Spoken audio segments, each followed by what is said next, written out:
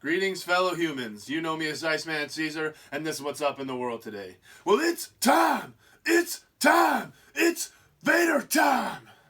That's right, today we're going to be talking about the man they call Vader, Big Van Vader, one of the greatest big men of all time in professional wrestling, who unfortunately passed away on June 18th, 2018, just a few weeks ago.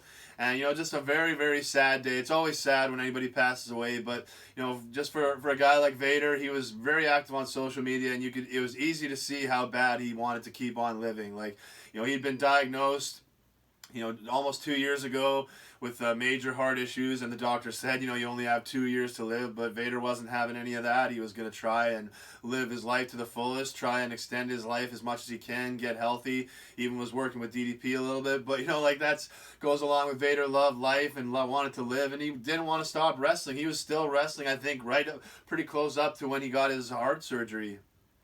So, Vader did not want to leave the ring, and that's kind of what DDP was saying that he needed to help him. He's like, I can help you, but you gotta retire. You gotta get out of the ring. And I don't even think that Vader officially retired before he passed away. So it was easy to see how bad he wanted to keep on living, and and one of the things that he really wanted to experience in his life was to have that night of the Hall of Fame where all of his peers come together to celebrate his career, to give him their respect, to just to have that special moment, to be put on a pedestal and have everybody looking at you, talking about you, celebrating you, telling patting you on the back. It's like for for a lot of guys, they need that they need that moment, they need that pat on the back, they need that that rub from their friends. So it's like, for him to wanted it so bad and, to pass away before he got it, just, it really breaks my heart. And I followed Vader on Twitter. I've been a big fan. So, I was rooting for him. I didn't, never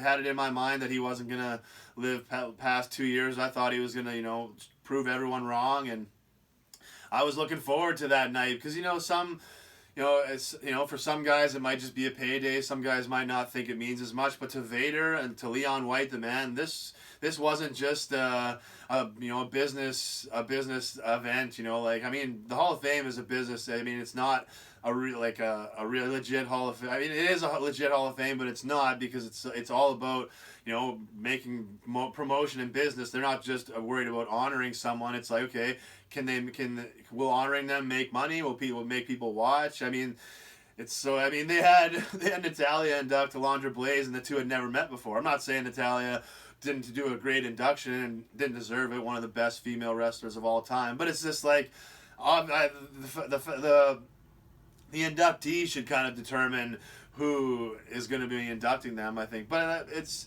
I don't want to get off topic on that, but it's, but Leon White looked at the Hall of Fame as like they do other sports, like like basketball, baseball, football Hall of Fame, whatever. Like, that's, to him, this was as legit as it gets, and he treated this with the utmost respect, and this would have meant so much to him, and it would have been.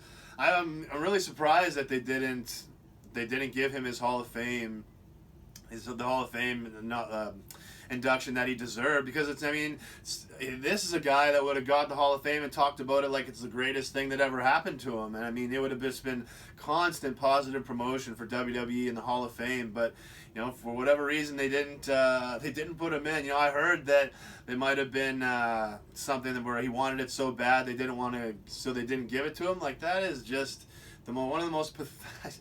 It's just pathetic to me to just want to fuck with people like that. Like, there's no reason other than he wants it, so I'm gonna make him sweat. Like, that is just the most. I just can't stand people that act like that. I really hope that wasn't one of the reasons why they didn't, because that just that just opens up a whole new level of problems if that's the way you're thinking about guys wanting to get in the Hall of Fame. And it would have just been smart business. Vader would have promoted the Hall of Fame as one of the best things that ever happened to him, and what more could you want? So, but forgetting all that, I wanted to see him get in just to get that, to have that night of respect, because I know he wanted it so much, and he deserved it.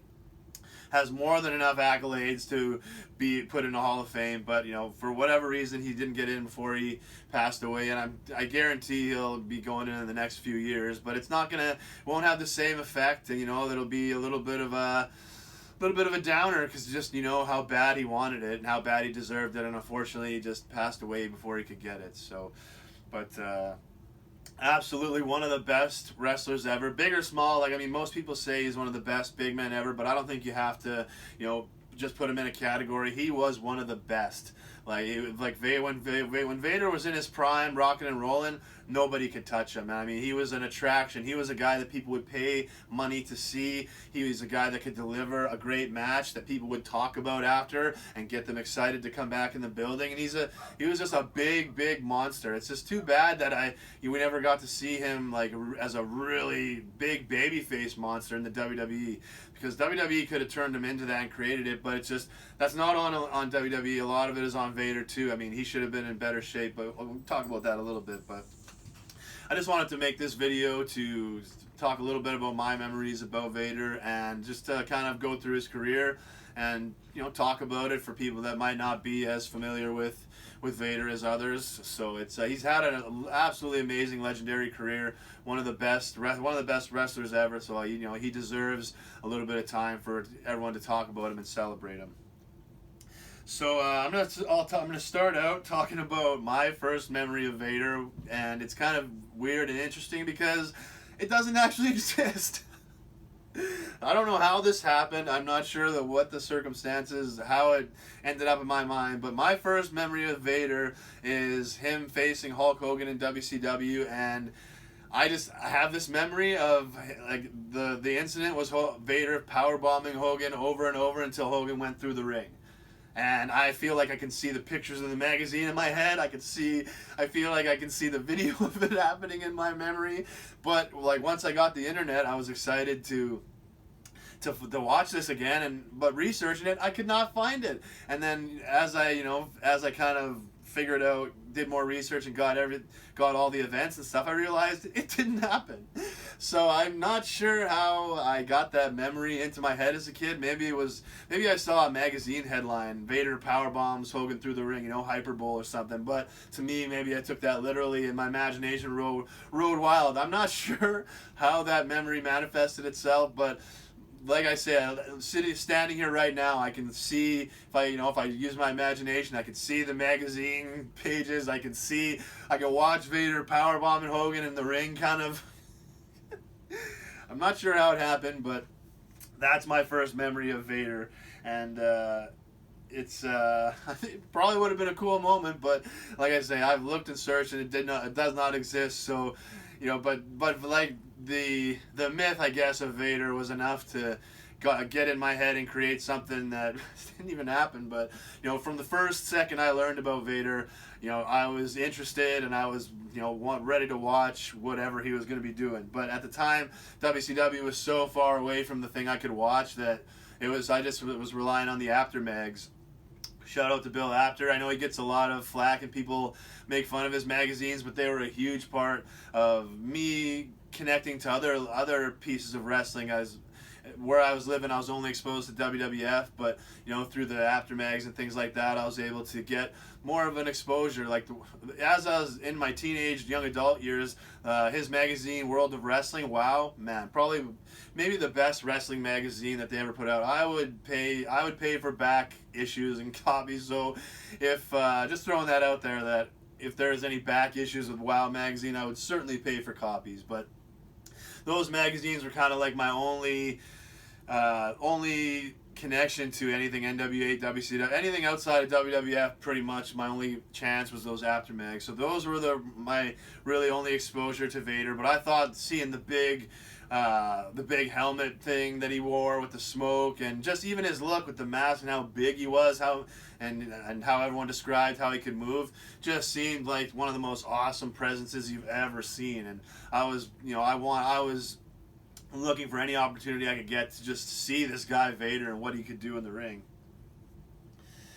And so I'll kind of go back to the beginning, start a little bit of beginning of Vader's career and kind of talk about his career, because just wanted to talk about my first moment that doesn't exist, but whatever. But so Vader started out his life, he was playing football, and he was drafted by the NFL, by the LA Rams, and he even played in a Super Bowl. I didn't realize that he had played in the NFL to the point of playing in a Super Bowl. So I think he's definitely one of the only people that can say that they performed at Super Bowl and in a Super Bowl and at WrestleMania. I think Lawrence Taylor's probably maybe the only other one. So pretty prestigious company for Vader to be in. I mean, that's no small feat to be able to play in a Super Bowl, and he's also performed at WrestleMania. So, but that's how Vader kind of came into the sports world through football, and he probably would have been there for his whole career, but he tore his patella, and that was it for him for football. And and so after football, he was looking for something else to try and do, and he was discovered by Brad Rheingans, probably saying that wrong, but legend like Brad Rheingans has found so many like legendary talent to train. So I mean, this is if Brad Rheingans is interested in you, brings you in, you're a legit talent, because I mean, this guy found so many and found and trained so many legendary stars that his reputation speaks for itself. But he found Vader, saw the potential for professional wrestling, and got him into it right away. And Vader started out in the AWA, but he didn't have the big Van Vader character yet. He started out using the name Baby Bull or Bull Power. And but right from the start, it seemed like he had kind of had a knack for professional wrestling and was working his ass off and just kept improving. And even got to work with Stan Hansen, who I believe was the AWA champion at the time. So, trust me, back in the 70s and 80s when Vader was coming up, you did not just walk into a match with the world champion. So, for him to get a match that early in his career with the champ shows how much talent and how much potential that Vader had. And so AWA is where he was developing his skills, and also he was going overseas and working with Otto Wanz, and that's in the CWA and in Germany. And that's a lot of people cut their teeth and learned so much about wrestling over Otto Wanz's company and working in Germany and Europe and things like that. I mean, totally different type of wrestling than we're used to in the States, but that's why guys got so good. It's because you let going to work in all these other places.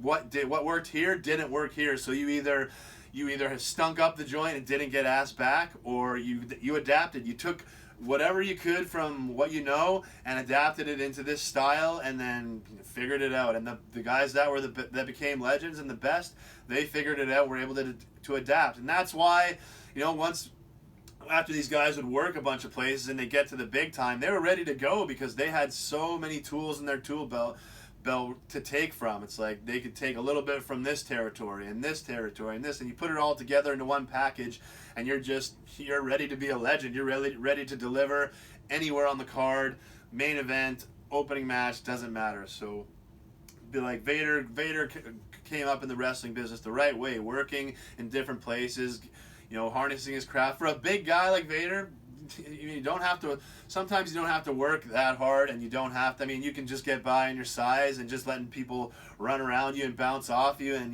just throwing your power moves. But Vader was a guy who wanted to do a little bit more. He wanted to have more of an impact. So he was pushing himself to the limit with his moveset and everything like that, and he was really developing his skills. But it wasn't until he got to New Japan Pro Wrestling that he got his big break, and that's where he got the big Van Vader character with the mask and the big helmet mask thing, and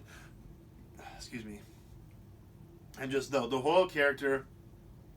Vader got that in New Japan Pro Wrestling. And the really cool, interesting tidbit to that is the original wrestler that they had in mind for this big Van Vader character was the Ultimate Warrior. So, two guys, two legendary characters that, I never would have thought that their paths would have crossed competing for the same character, but that's the way it was. They offered it to the Ultimate Warrior. The Ultimate Warrior at the time got an offer from the WWF and decided to take his career in that direction. That opened up a spot for Vader to become the big Van Vader character, and the rest is history. And I think that it's safe to say that was the best case scenario for both guys. I don't think the Ultimate Warrior would have been. He probably could have been successful. I don't think he would have been near the star that he was with the big Van Vader character. And nobody could do the Ultimate Warrior like the Ultimate Warrior. So I think that was God works in mysterious ways, and I think that He had plans for both guys and put them on their path like that. And it's sometimes things like that don't always work out in the best case scenario, but in this case, I believe that it was best for both. That the Ultimate Warrior was the Ultimate Warrior, and Vader was Big Van Vader. So here is how you know that Vader was how high people thought of him and how much talent he really had. Because Vader in both the CWA and Otto Vance's promotion and NJPW, New Japan Pro Wrestling, Vader at various times would defeat both Otto Vance and Antonio Inoki, ending his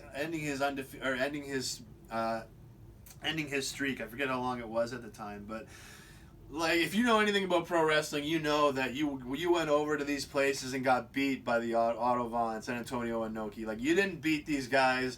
That was just out of the question. But Vader has victories over both. I mean, having a victory over just one of those guys would be huge and would be a monumental thing to talk about. Never mind having victories over both guys. Like, that is just unbelievable. And even reading it again when doing a little research for it, I just was kind of blown away that Vader was the man, and they knew it right from the start. And that's you don't put over a guy if you don't think, like, guys at the level of Otto Vance and Antonio Inoki, you don't put guys over when you're them unless you think they're really special and they could really do something great in wrestling. And they both were clearly right on the money with Vader, because putting him over definitely helped his reputation and definitely helped turn him into the monster he was. But Vader certainly made a lot of money for both guys. So, but that just, if you know anything about wrestling, you know how crazy it is for Vader to have victories over both pretty much the owners of both those promotions. Like, unbelievable.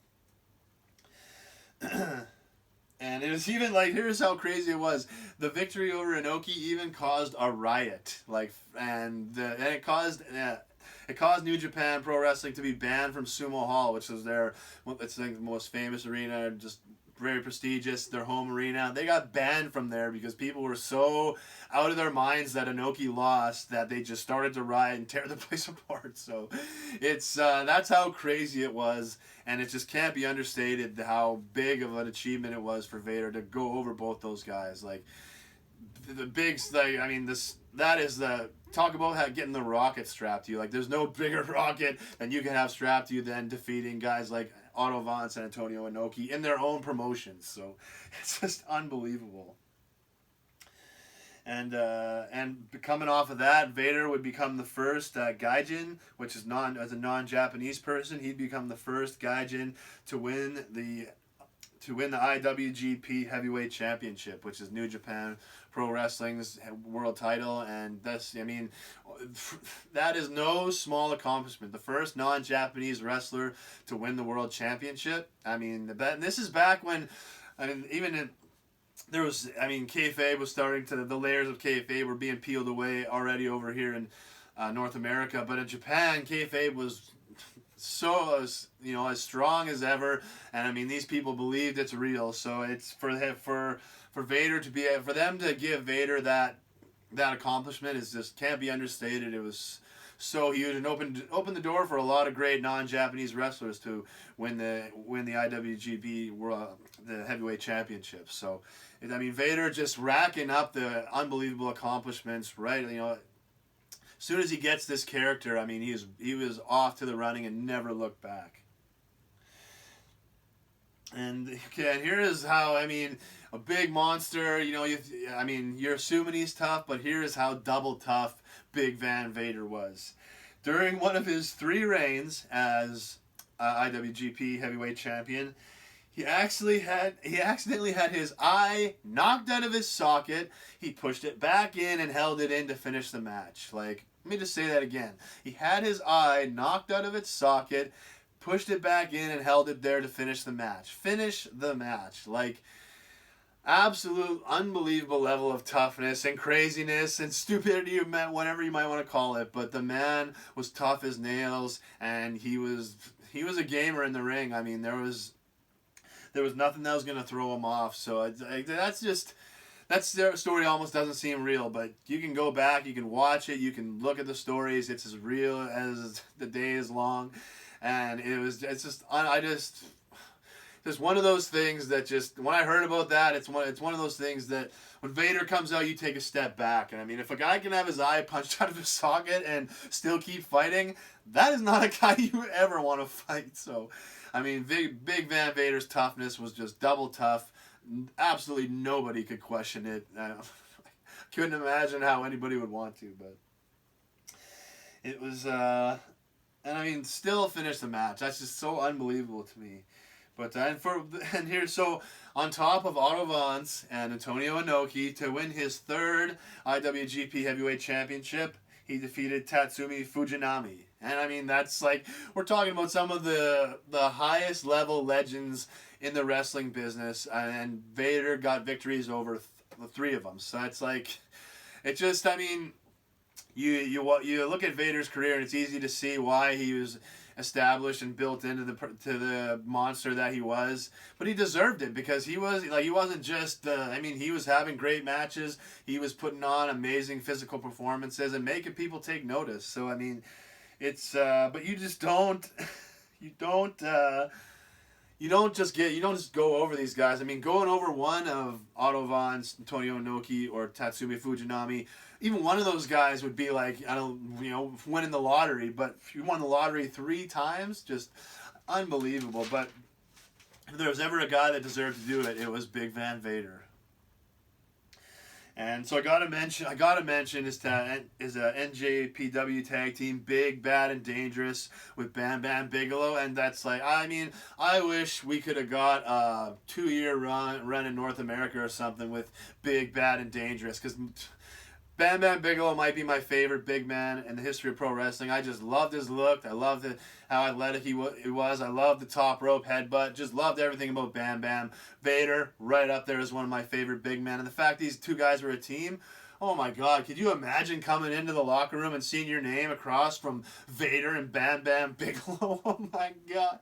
Oh man, he'd be running for the door. It'd be, I don't know, man, but I'm going to have to, that's one of what's on my list in the next few weeks, to go back to and try and track down some of those NJPW matches with Big Bad and Dangerous, because Vader and Bam Bam together would just be the two of the best big men. I'm sure they had great chemistry and put on some awesome matches, so I'm looking forward to going to look up some more of those matches and seeing them for the first time, because I haven't seen a lot of, I only have really seen a handful of Japan stuff, so I'm looking forward to checking out Big Bad and Dangerous. But I just really wish that was a longer run and we could have seen it somehow in North America. But so after NJPW, he would move on and start to begin an absolutely legendary run in WCW in 1990. And it's like, man, 1990. You think about Vader's coming into WCW in 1990, and I always kind of I like to think about what was going on in the WWF at the time. Could you imagine Vader as the big bad heel versus Hogan or Warrior? Man, the money that they would have made off of that was just sky high. And then you got guys like Brett and Piper and Perfect that he could work with. That Vader could work with. So it's a shame that he came into WCW instead of the WWF in 1990. Even though he had a legendary run in WCW, I think it could have been, it would have been so much fun to watch him come into that early 90s WWF and just bust the doors off of it, because Vader would have been a guy, and the crowd were starting to switch off of Hogan and things like that, so they might have had trouble keeping him a heel, but it would have been fun to see Vader in the WWF in the 1990s, in the early 90s. But man, he came in like an absolute beast at WCW, squashing the Z-Man Tom Zank in like 2 minutes, and then from there, just pretty much just beating everybody pillar to post and racking up victories. Although his early run might be kind of legendary for some of the wrong reasons, because he was involved in some of the most interesting things that WCW tried around this time. He was involved in the Chamber of Horrors match, which saw Abdullah the Butcher electrocuted in an electric chair. Says it all right there. He was in the Lethal Lottery, and that led to the Battle Bowl. So I mean, that's. I mean, he was. It's not. He wasn't given exactly some great material to work with early on in WCW, but as it showed in the 2001 WCW, it could have been a hell of a lot worse. So as so there were some cringeworthy things in his early run at WCW. You can appreciate it because it could have been way worse. But things all changed when he picked up Harley Race as his manager and started to feud with Sting, who was world heavyweight champion at the time, and his matches and feuds with Sting is some of his most legendary stuff in North America, and really put him on the map as a contender and somebody that was going to be a big player in the wrestling industry, not just in Japan but over in North America as well. And so his first match he lost by DQ.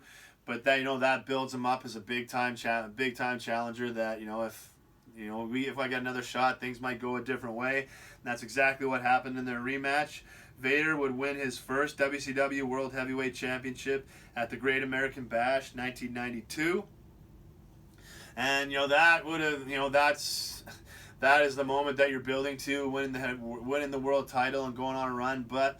Unfortunately, he picked up a knee injury that was bad enough that he had to undergo surgery, which meant he had to drop the title. Created a great moment that Ron Simmons got his first world championship and won the title. So, I mean, it wasn't all bad, but it's just a shame that we couldn't see what Vader would have done with a great healthy run coming off of winning that world title the first time. But unfortunately, he had the knee injury, had to have surgery, and he had to drop it, but he'd come back and he would get it, and he would regain the title from Sting, and then he would trade it back and forth with Sting, I think once or twice more. So I mean, definitely, if you've never seen any Vader in WCW, go check out his matches with Sting. There are some awesome matches, really intense, crowds into it, and it's just fun. It's fun wrestling to watch. They had a lot of chemistry and did a great job putting together matches. And so moving on from Sting, he would begin another legendary feud, that one of his feuds that kind of put him on the map with everybody in the wrestling world, and that was a feud with Cactus Jack. And man, to say that these two beat the shit out of each other would be, I mean, that is the understatement of the year. These two absolutely destroyed each other, and I mean, a lot of time more Vader destroying Cactus, but apparently that's what Mick Foley told him to do.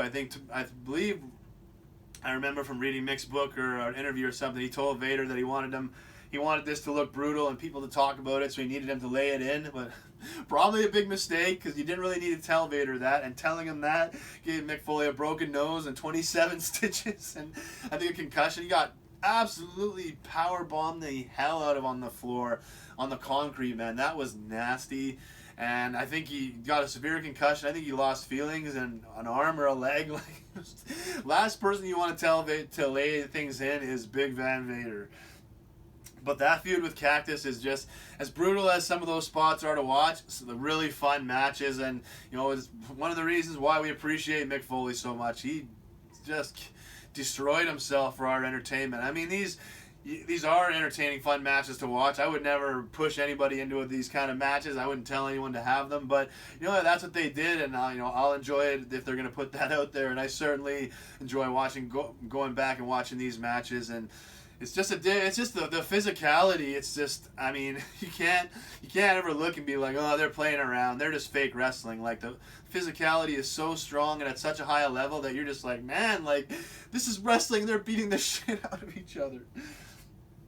So definitely go back and check out those matches, WCW matches with Cactus Jack, if you haven't seen them already. And Vader, as he was involved in some of the most really awesome things WCW ever did, especially from the 90s onward. But he was also in, one of the most cringy wrestle crap moments of all time. And that is the video leading up to the Beach Blast show or whatever. But oh man, that makes Baywatch look like Oscar level entertainment, because oh man, he was feuding with Davey Boy Smith, British Bulldog who came into WCW and had formed a little team with Sid called the Masters of the Powerbomb. See, man, Vader had some awesome teams with Bam Bam Bigelow, with Sid. Like, last guys you'd want to come up. Two of the last guys you'd want to see across from you on the match listing is Vader and Sid. So, but these guys were the Masters of the Powerbomb.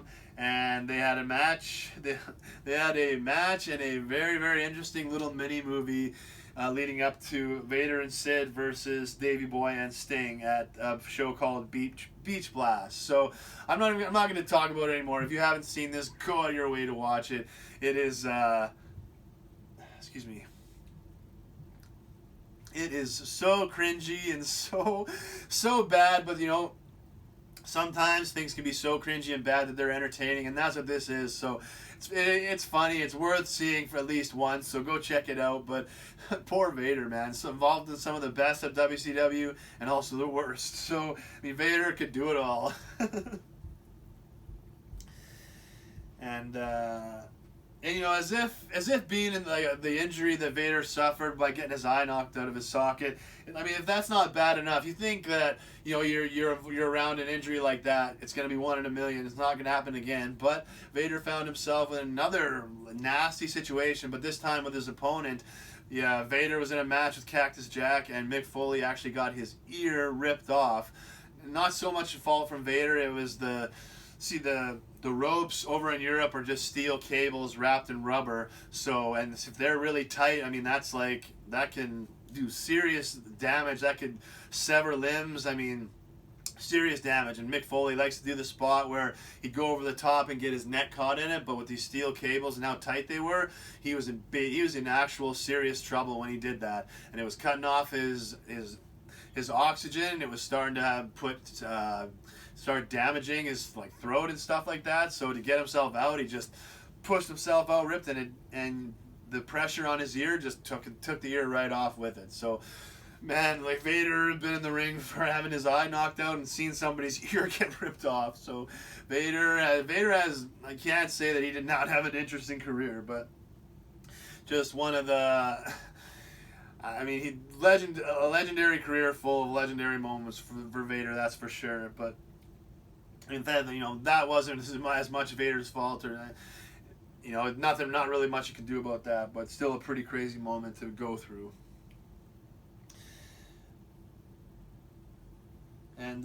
So there was an incident with Arn Anderson and Sid in a hotel room. That's pretty famous, but I don't need to talk about that. Everyone really pretty much knows the story. But because of that, Sid's fired. Sid is out. Vader was going to get into a program with Sid, but Sid is out, and then they inserted Ric Flair, which, you know, God works in mysterious ways, because, you know, Vader and Sid would have been a fun program to watch, but don't think they could have put on a match as good as Ric Flair and Vader did. And man, what a great moment with Ric Flair winning the world title from Vader. I mean, at this point, Flair had been trying to move back from the main events, and, you know, Flair had been the man, the go-to guy for so long that, you know, it was bothering him, because he felt he could still go and contribute at that level, but they were trying to, you know, bring other people in, try other people in that role. So it was, you know, it was a tough time for him. And so, you know, just knowing all that and to watch everything going on, and, you know, it was just one of the best moments in WCW, best moments in wrestling, and it was a great, great match. Go out of your way to watch it. Vader versus Ric Flair, where Ric wins the title at Super Brawl 4. And go out of your way to watch. It's a great match. It's really intense, and it's just kind of a great culmination for Vader. You know, Vader as a big monster heel, Ric Flair as your sympathetic babyface. They come together and have a great match, and Flair wins the title. It's a great, awesome moment, and for me, that might be, you know, Vader's crowning achievement, crowning moment in his career, because that is why you work, to have moments like that for the World Championship, where the crowd's into it, the fans are invested in seeing you lose and the opponent win. It's just, that's why you wrestle, and that's what you're working for, to create those world title moments, those world title matches that mean something and that go on and live forever. You know, a regular match, we can still live forever, but, you know, your world title matches, your championship matches are on another level. They're worth more. It's just, I mean, it's when the title's on the line, it just means something. So that's why you work, and I'm glad Vader got that moment. I'm happy for Ric Flair too. He needed that moment at that time. So it's just very, very good, entertaining moment to watch. I encourage people to go check it out if you haven't seen it, or if you have, go watch it again. It's a great match. But after that, he would move his focus to the U.S. title, eventually winning it from Hacksaw Jim Duggan. Oh, had to do it. And that's not. I mean, to me, that's fine. That's not a case of Vader kind of going down, dropping a level of the U.S. title. To me, that's bringing the U.S. title up. Because if a guy like Vader wants it, it must mean something. It must be worth it. And so, I mean, I don't have a problem looking back on it at all. Sometimes you don't want to see somebody go from the main events back to a mid-card title or something like that. But to me, this is a case of elevating the U.S. title and bringing it up to a new level. So I think it's a really cool thing for Vader to, after he had his World Championship runs, to win the U.S. title and bring some relevance and raise the status of it, because the U.S. title used to be pretty close to the World Championship. I mean, it got held by a lot of great wrestlers, Tully Blanchard, Barry Windham's, just a lot of great matches, a lot of brutal wars fought over it. So for a guy like Vader, definitely doesn't step down to it. He brings it up. So I'm really happy with that part of his career. But then after the moving on from the U.S. title, he would move on to his feud with the immortal Hulk Hogan. And this is I guess where I started to come into knowing about the Vader character, and then backtrack to learning about all this other stuff that he did. But he had a pretty good feud with Hogan, but never was able to win the title from him. And it was looking like Vader was actually gonna move into being a tag team partner with Hogan and being on Hogan's team at War Games. But unfortunately, Vader was legitimately fired for a legit fight with Paul Orndorff in the back. So fortunately, that is where his WCW career would end, and it's a shame, because being on the same team with Hogan, that might have been the spark, that catalyst that gave him that big monster babyface run. It's a shame that we couldn't have seen that Vader be on that War Games team if that was the plan, and to see what that would have done. Would that have sparked the babyface run, or would that have given them an opportunity to make Vader an even badder heel and turn on Hogan and maybe even win the title from him? So it's a shame that once he was working with Hogan, things ended with WCW. But even with things ending abruptly, with being fired for a fight or whatever, it was still a great legendary run, and it still definitely solidifies him as a Hall of Famer and one of the greatest wrestlers in the history of the business. And to me, he didn't need a WWF run to establish that. But as soon as I learned about Vader, I wanted to see him in the WWF and see what he would do with that on that stage, with that kind of production and promotion. So and that's exactly where he would move to after WCW. I think he did a little bit in Japan and on some independents, but in Mexico. But his next big stop was in the WWF, and man, he had an okay run in the WWF, but it's just, I wish, definitely was not at the level that everybody was hoping, or the potential that was there. It's just there's lots of reasons, but just it was a good run, but unfortunately it's definitely got the clouds hanging on it. When you talk about it, everyone's gonna say it could have been better, wish it would have been better, and probably should have been better. But because I always thought that the WWF got the WCW New Japan Vader. I thought that was but I saw a side-by-side picture that somebody posted of what Vader looked like when he debuted on WWF TV and what he looked like in WCW New Japan. Totally different, way more solid, in shape, and in WWF you could see right off the bat he was carrying much more baggage, and it was just not the same athleticism as he had before. So it's a shame. Some of it's on Vader, some of it's on WWF. you know, they could have put him in a little bit of better positions to succeed at times. But, you know, that's the thing. When you're looking at a guy that's a little bit out of shape, you know, you don't want to give him the big push that you have in mind until he's in the best version of himself, the best, you know, like the best he can be looking. So I can understand them holding off, but at the same time, when you got a money player like Vader, you definitely sometimes gotta push him forward a little bit more than you would, because Vader could have.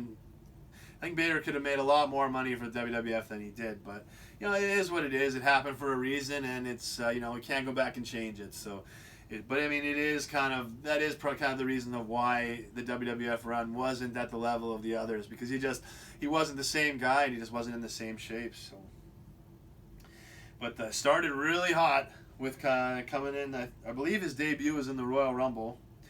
And me as a young teenager, being a big Bret Hart and Shawn Michaels fan, and still thinking that the Vader was this monster that powerbombed Hogan so many times he went through the ring.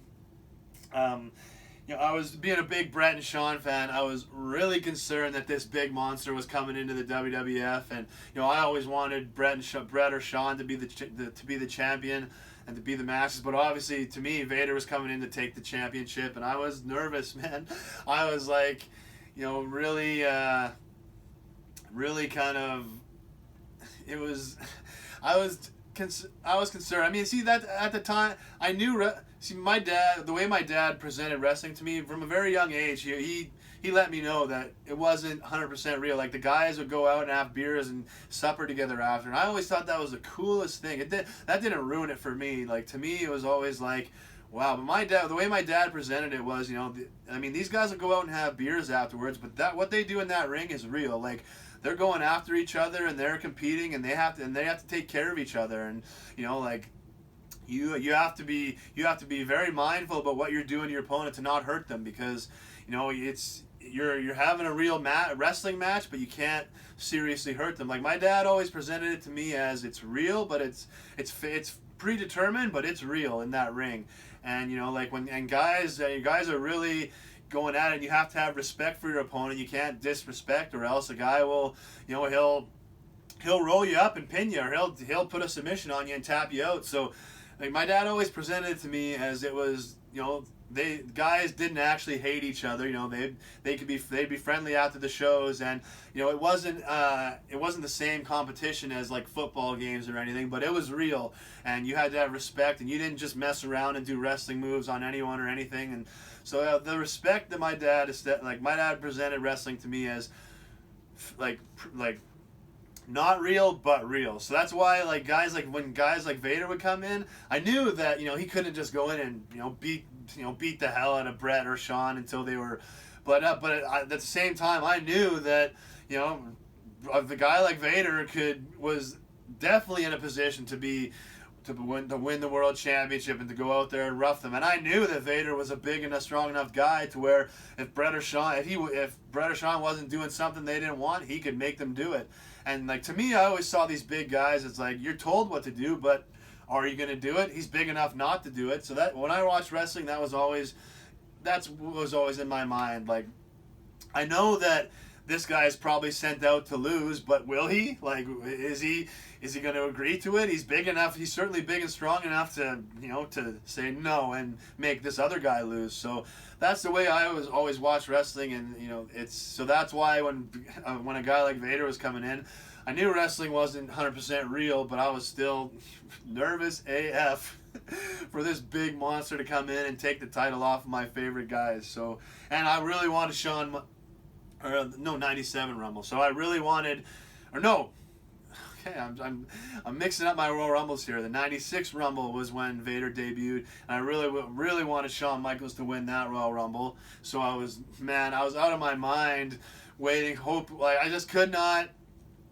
could not think about how they were going to eliminate Vader. And, you know, actually, see, my dad explaining that wrestling, the guys had beers and dinner afterwards, and it wasn't totally real, that didn't ruin wrestling for me. Shawn Michaels eliminating Yokozuna and Vader at the same time, man, even as a kid, even as a teenager in that moment, that was not a cool moment to me. I kind of was like, what?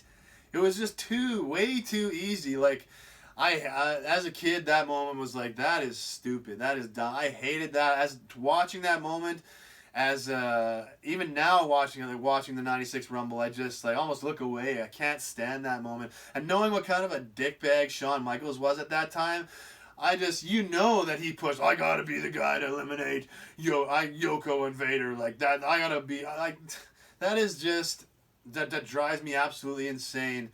That spot. But leading up to that, God, I could not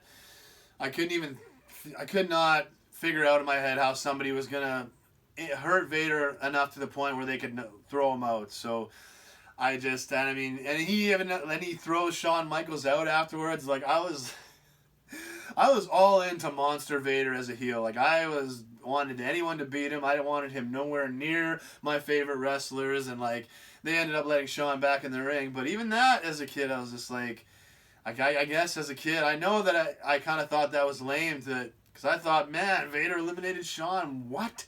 And when Shawn walked back in, it was kind of that '96 Rumble is really weird for me. I enjoy it because it is an entertaining Rumble, but the where he eliminates Vader and Yoko, and then throws Shawn out, and Shawn gets to come back in, that just I just didn't like that, because as a kid, I thought, well, man, one of the craziest moments, one of the most scariest moments was Giant Gonzalez coming into the ring and dominating The Undertaker. Because The Undertaker was supposed to be the scary guy that dominates everyone, and he got destroyed by Giant Gonzalez. I was out of my mind as a kid. But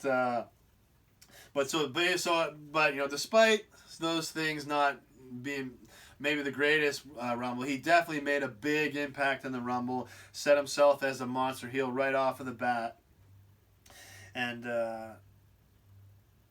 But you never really got going into a great main event run coming off of this. He had the great moment where he attacked Gorilla Monsoon and took him out. Man, that was a huge moment to me. I loved Gorilla, and you knew that Gorilla was older, so I mean, Vader attacking him, it was just like, man, this guy doesn't care about anything. Oh, excuse me. So he had it. He started out hot, but things just fell off a cliff from there. He had his match with Shawn Michaels at SummerSlam '96, which is just a disaster of a match, because I guess Vader, for whatever reason, his head wasn't in it. He was just like not remembering spots. Maybe laziness was creeping in. I'm not sure. But Vader's head was not in the game. He was not even close to the guy that faced, Sting and Ric Flair in those epic WCW title matches. I'm sure that's what added to Shawn Michaels' frustration, because he's the guy that was carrying the company at a time where WCW was starting to kick WWF's ass, and all of his friends left. So he's probably thinking, I can put on a show like Vader and Flair did, and we can get this thing rolling again. But just the chemistry was not there for whatever reason. They had just a disaster of a match at SummerSlam '96. But even me as a Shawn Michaels fan, I know I can go back to myself watching that as a kid, and even a little part of me wanted Shawn to lose, because watching the babyface chase the heel is it's more fun. And even though you have to get, like, once a babyface gets the moment, you got to give people their run, so that that was actually the thing that turned me off of soap operas, was that you go through this big, long build-up, and you get the climax, and you finally, get these people together, and then it'd be like a week or two, and then there were just more problems, and everything was broken again. I mean, but that's, to me, that's, people always say wrestling is a soap opera, and they use it as an insult or derogatory, but, soap operas are, like, if you like mysteries and things like that, soap operas are fun. Like, Days of Our Lives, I used to love watching that, the whole mysteries, and it was just, and it would take so long, and there were so many layers to it, that it was just, trying to figure it out, and it was just fun to watch. And so that's why soap opera style translates to wrestling. It's fun to watch the babyface have to scratch and claw his way to, go through all the hell the heel puts him through, and finally gets that moment, wins the championship, and, but you see, you don't want to, after he wins the championship and a week or two later, he loses it, and all of a sudden he's back to square one, and you don't really get that moment of you don't get that good run.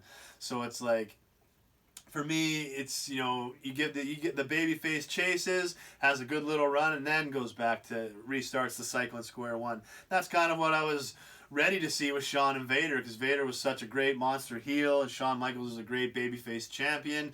So it was kind of like, it made more, I think to me it made more sense to have, Vader win and Shawn Michaels chase him for a little bit. But just with the no chemistry and the disaster of a match, they pulled the plug on Vader's main event run pretty much immediately, I think.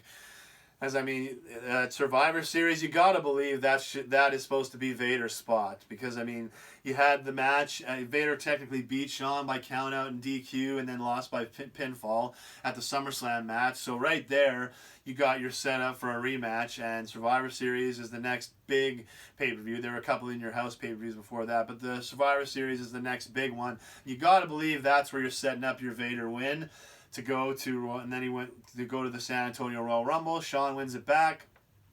It's a pretty good story arc, but just with Vader's, with his issues being in shape and his lack of chemistry with Shawn, they, switched plans and went to Sid, and it's it's a shame because I'm a big fan of Sid too, but I'm probably a bigger fan of Vader, just with the whole package. I just loved Vader, and I really, I wanted to see him, have a run with the WWF Championship, have a good heel as the number one heel in the company, but it just wasn't meant to be. Didn't work out, unfortunately, and that was kind of the end of his main event run. He had a good tag team run with Mankind, and and they had some pretty good matches with the I think, and I should have looked this up, but I believe they did win the tag team titles. I'm sure they did, but he had a good run with the tag team with Mankind. He always had lots of chemistry with Cactus, Mick Foley. So it's nice to see him not totally fall off the map after not being involved in the main event picture. But it's definitely a shame too that he wasn't able to have a better main event run. He did some stuff with the Undertaker that was still good. So that's what I mean. Like, even though it's hard when you look at his WWF run with how much potential was there. It's hard to look at it and not criticize it. But he did have a good run. He had some good matches, and I mean, you had good tag team matches with Mankind. He had a good run with the Undertaker. So it wasn't totally a throwaway. But it's just with his potential and with everything that he could do, it's just you were expecting a whole lot more. And even the run with the Undertaker even led to a WWF title shot. So it's it's broken record. It's just it's a shame that the run had to go the way it did, but it still was good enough. Vader is way better than good enough, but that's probably what you settle on his WWE run as, just good enough. And then, kind of winding down from there, he would soon be out of the WWF, and that would really end any type of full-time run with WWF, WWFE, or WWE. And it's a shame. It's good that he was able to go to the WWF and have a run and have an experience there and have that on his resume. It's too bad that it wasn't a little bit better. They couldn't do a little bit more, but it's Vader has a great enough career other than the WWF to be considered one of the best of all time and a Hall of Famer. So I mean, his WWF run just being good enough is I think it's fine for his legacy, and it doesn't hurt him at all. And so from there, Vader certainly wasn't done. As I said, I don't even think he officially retired before he passed away. But after WWF, he went over to Japan and formed a tag team with Stan Hansen, the guy that knocked his eye out of his socket. And he would also compete in singles matches there. But you took a look at. I don't think anybody had a more badass tag teams and tag team partners than Big Van Vader. I mean, you got Bam Bam Bigelow, you got Sid, you got Stan Hansen. I just couldn't even imagine coming into the arena and seeing your name across from any of three of those tag teams. Like, that's to me, that's such a cool little tidbit to have on his career, that he was tag teams with Bam Bam, Sid, and Stan Hansen. So pretty cool way to start winding down your full, kind of full-time, active career. He was like I said, still active and pretty close up to his heart surgery. So, he would not be leaving the wrestling industry by any stretch. And that's people. I'm sure people had been telling Vader, for years and years before, it's time to stop, man. You're done. You had a great career. That's it. But the guy just loved it so much, he just couldn't walk away from it. And he would also have a few random appearances in WWE, 2015, 2007, 11. There were a few random appearances, and it was always great to see Vader come back and kick ass one more time. Now, never in the shape that he was in WCW or Japan, but it was just Vader just was such an awesome character, and he was. I mean, even when he was out of shape, he was still great in the ring. So it was always fun to see him come back and make his appearances on WWE TV, and it's a shame that we won't have any more appearances from Vader on WWE TV. But it's so that kind of sums up Vader's career in the wrestling industry. He came from football. He pretty much started out being great right off the bat. Worked his ass off to improve, and traveled around the world trying to hone his craft, eventually going to New Japan, getting the Big Van Vader character, and just taking that thing over the moon and making it a great legendary career, having amazing matches in WCW, a great legendary run as a main event player, having a run in WWF, having a good enough run there to, that doesn't hurt his legacy. So, to me, Vader's legacy is absolute top level. Nobody can take that away from him. His legend is more than solid. Like, for as big as a badass monster as he was, all reports show he was the nicest, sweetest, kindest guy you could ever meet. Out of the Big Van Vader character, like Leon White, one of the best, nicest people that you could meet, which is such. He always seems to be that way, like, big, intense, badass monster, but actually a real nice guy out of it. Like when he would injure, like he accidentally injured an enhancement talent once. Any time that things didn't go right, he always took it very, very hard, very personal, was very upset about it. So, as big and mean as Vader was in the ring, he always, he's concerned about his opponent's well-being, trying to take care of them. So, it's his legend as a character, a wrestler, and as a person, to me, is more than solid. And he will go down as one of the greatest of all time. Not just one of the greatest big men, but one of the greatest wrestlers of all time. And it's a shame about the Hall of Fame that he didn't get to have that honor in that night. And it would have been happy to see him so happy, and to see him so just all the excitement and positive energy he would have got from that Hall of Fame induction. It breaks my heart. When the news came across that he passed away, that was the first thing I thought. I was just like, no, he's not going to get that moment. It breaks my heart. It's a real shame. And, but for whatever it's worth, Vader is absolutely Hall of Fame in my book, and he will go, as long as there's air in my lungs, I will be talking about the greatness and the legend of Big Van Vader. And any wrestling Hall of Fame deserves to have Big Van Vader in it. And if you want legitimacy and credibility, you can't let a guy like Vader hanging around on the outside looking in. So it's a shame that he won't be able to receive it when he was alive, but he will certainly get it in the afterlife. But we will certainly be able to celebrate him, in the next few years. I'm sure he'll go in, but it's a shame that we didn't get to do it while he was still alive. So that brings me to the conclusion, talking about Big Van Vader, Leon White. He wasn't on this earth near long enough, but for the time that he was, he produced an absolute great legacy.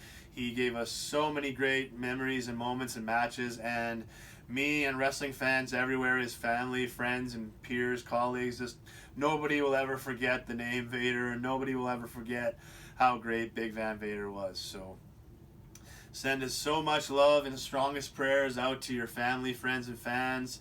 And Leon White, Vader, I thank you so much for all the entertainment and everything all the sacrifices you put your body through. And, I know that one day we'll see you perform again up in that great squared circle in the sky. So much love and respect to you, Vader, and we will see you again, brother. Godspeed.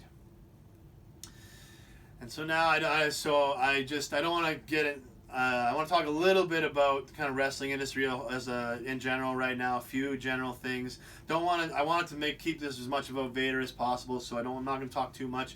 Just want to mention a few specific things. We have Extreme Rules tonight. Normally I'd be doing a preview, but honestly, ever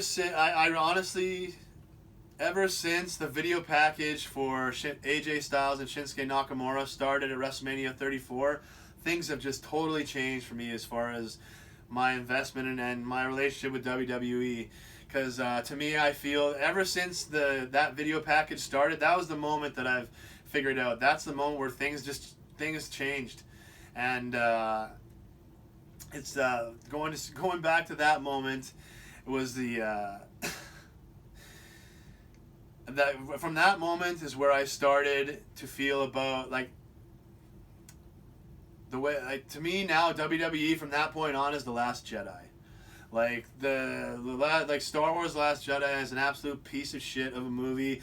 It spits in the face of the legend and lore of Star Wars. It is not a Star Wars movie. It is just basically a parody of Star Wars, and to me that's what WWE is right now. Since that video package started for AJ and Nakamura and we realized it's not going to be the main event, everything since then is just completely downhill. You had, the last three matches of WrestleMania 34 were an absolute abomination, just completely gone off the cliff.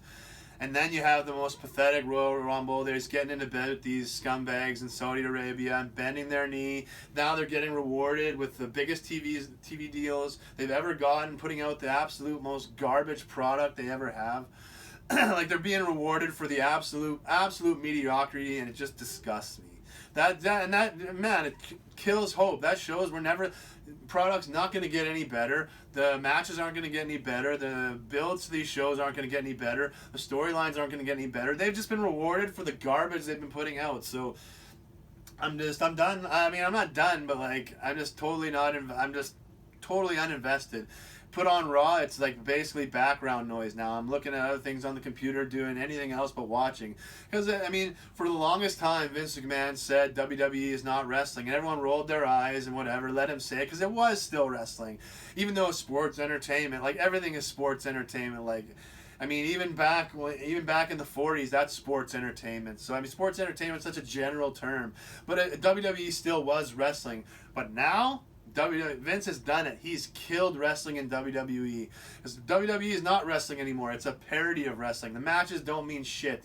The promos I can't listen to another promo of somebody trying to do a script and talk like this, and the stuff they are saying is just the worst possible rhetoric you could who are these guys writing? Have you ever talked to a human being? Have you ever had a conversation? It's just, see, this is why I didn't want to talk about it on the Vader episode, because I wanted to keep it about him. I just feel so strongly about WWE right now, but I felt I had to say something, because I'm just not. I love professional wrestling so much, and that's why I don't want to not watch WWE. I want to support all the wrestlers. I don't want to, but I'm at a point where it's pretty much the only thing keeping me with the WWE network is the archives and NXT. But even NXT is getting ridiculous. It's every new indie star has an undefeated streak. Nobody can lose. I'm sorry, if the only way you can stay over is to not lose, you're not over. You have a long way to go. So every single guy has an undefeated streak, never loses. It's I'm just so sick of that formula, and it's Even Shayna Baszler, they're doing an okay job, but she should be much more of a dominant presence, and she should NXT is starting to frustrate me too, and it's just WWE is a parody of wrestling now. I mean, even the commentators, they remind me of like when you know those old Macy's Thanksgiving Day parades where the commentators, they're like talking and making crap, like they're almost making stupid observational jokes and like little quips and one-liners, and they're barely and like things are going on behind them while they're talking about something different. That's honestly the vibe I get from WWE commentators now. Like it's just there's nothing like I really enjoy about like I mean to me if it wasn't I mean if WWE would release uncut like if they released Raw episodes and Nitro and stuff, they release this stuff on DVD and Blu-ray and stuff like that, like uncut episodes, but I would never watch the net. Like that's the only thing.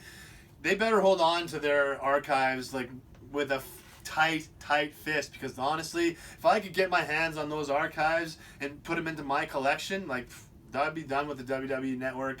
And I would not even. But I mean, you can't. It's not even real. They're going back and like changing. They're changing commentary. They're taking out commentary lines. They're like, I mean, sweetening boos and cheers. I mean, I'm not a huge fan of that. But that's sometimes I'm okay, because the more into it the crowd is, the more you can get into a match. But I like seeing things as they happen, the realness, and they're taking that away from a lot of the archived content, because, you know, Vince is such a micromanager. He wants to control everything. If things didn't go 100% perfect, it's like he's like the maniacal George Lucas that's just gone like way past making Han shoot second or whatever. Like it's just you notice it if you watch this stuff as it happened and you go back and watch again, you can see the differences and see some of the things that they've taken out, and it's just. So it's just I'm really depressed. It's really WWE is a really depressing state right now, and it's and you know it just I mean, people always love to criticize people. It's like, oh yeah, why do you watch if you hate it? Why do you watch? It's like I don't know. It's like what else? There really like there's nothing. I mean at this point I'm not actively invested in watching, but you know why do I? It's like Vince McMahon. They don't own wrestling. Why should I not watch something just because these guys are, you know, completely incompetent at putting it out there? But it's that's why I've not really been talking about WWE. That's why I haven't done preview videos. This is no point, because it's a parody of wrestling. The matches mean nothing. I mean, it's just everything they set up. Both Royal Rumble winners lost at WrestleMania, so really, like, who cares? Like, it takes the connection away from that. It's just so much bad is happening. Roman Reigns goes through all this hell and gets completely humiliated and embarrassed at the WrestleMania 34 and the most pathetic Royal Rumble for doing the job again to Brock Lesnar. It's like, and it's just, I mean, now they're like, Vince McMahon's trying to make people think that people are not gonna. I'm not even getting into it. I don't even care. So I just wanted to say that I'm not invested at all in WWE right now. I'm holding on because I want to support the wrestlers, and I love wrestling, but you know, supporting this garbage product is not helping the wrestlers. It's not going to help things get better. So, you know, maybe it is. Maybe we do have to just, you know, like, grit our teeth and just cut the cord from WWE. I don't know. I don't want to. I mean, like I say, the archive content in NXT, they're lucky they have that, because that's keeping me on. But if it was solely relying on the current product to bring in fans and keep them, fuck, they would be the most miserable failures in the entertainment industry right now. You guys are just lucky you have your archived content that's already connected us to it, and NXT. Like, if you did not have that, if that was not there, if you just had to stand on your current product, you'd have no legs to stand on, man. It just pisses me off so much that I'm not even going. It's not even worth it. So what I do want to talk about is I've actually been really enjoying the rebuild of Impact Wrestling. It's they've had to start at the absolute bottom and try to build this thing back up, but I think they're doing a really good job. The action is pretty good on the map. On the shows, the storylines they're trying to build have been really interesting, especially this LAX storyline that they did. Excuse me. You know, I've actually been kind of getting into it. It's been it's kind of been a cool little twist. I mean, WWE doesn't like it's been such a long time since we had a good storyline to sink our teeth into in WWE. So it's like to see this Impact one actually try and do a little bit of a layered storyline. I was enjoying it, but I kind of thought that it was leading to the Santana and Ortiz, the new LAX, turning on Conan and joining up with King. But they actually brought back the OG LAX, Hernandez and Homicide. They attacked Santana and Ortiz. That was a big surprise to me. I kind of thought that they were gonna go up. I guess it would be predictable for that to happen, but they did it. They pulled the swerve and they did a great job. So I'm interested. It's looking like I'm actually gonna throw down the money for this pay-per-view coming up, because to support, I put out a hip hop CD, as a rapper trying to do my thing, and I know that some people, to get somewhere, you need people to put their money where their mouth is when they're supporting you sometimes. So if I'm seeing great things on Impact, I think I can throw down the $20-$30 or whatever it costs to support them, because they're trying. And if I'm sick of the garbage WWE's putting out, and Impact is trying to put out the wrestling the right way, I gotta support them. And the more we support them, the more they're gonna put up. The bigger they'll get, the more great wrestling they can put out. And hopefully they create competition to break WWE out of this brutal funk that they're in, and actually cause them to put out good content again. Because it's clear everyone says Vince Russo needs a filter. True. Vince McMahon needs competition. Without competition, man, he cannot put one foot in front of the other without competition. He's just tripping over his own damn feet. With competition, when you push him into the corner, then he can fight. Then he can start walking forward, pushing forward. But as soon as he loses competition, he's just wandering. He's just stumbling around. Can't walk, can't do anything. And it's obviously people are gonna be like, oh yeah, biggest TV deal ever. They don't know what they're doing. They got nothing. No, their TV deal is not based on the current product. If their business was measured on only what they've done in the last few years, WWE wouldn't even be a company. They wouldn't even be around. The only reason why that they're in position to get these TV deals is because of the archived content, the good stuff they were forced to produce, and NXT and things like that. Without that, networks, they probably have less than half the network subscriptions they have, and there'd probably be less than 1 million people watching WWE Raw right now. But whatever, I mean, obviously people can judge for yourself. You can watch Raw and enjoy that 3 hours of what you've seen the last few weeks. I mean, I guess all the more power to you, and maybe they're doing good, but I don't know. To me, they're about to lose that 3 to 4 million of fans that they had, no matter what, that they've taken advantage of, that they have totally taken advantage of that group. But they're about to get a big wake-up call, because people are starting to realize that WWE is a parody of wrestling right now, and that it's not wrestling, and that this isn't what we want. We're not going to spend our time and money on it. Trust me, you're starting to see it already on a smaller scale, and it's just going to get bigger and bigger and bigger, because their big moments, the Royal Rumble, WrestleMania, those things are gonna be regressed big time, I bet you, this year, because both Rumble winners lose. So who cares who wins? And WrestleMania, the last half of WrestleMania was such a disaster. With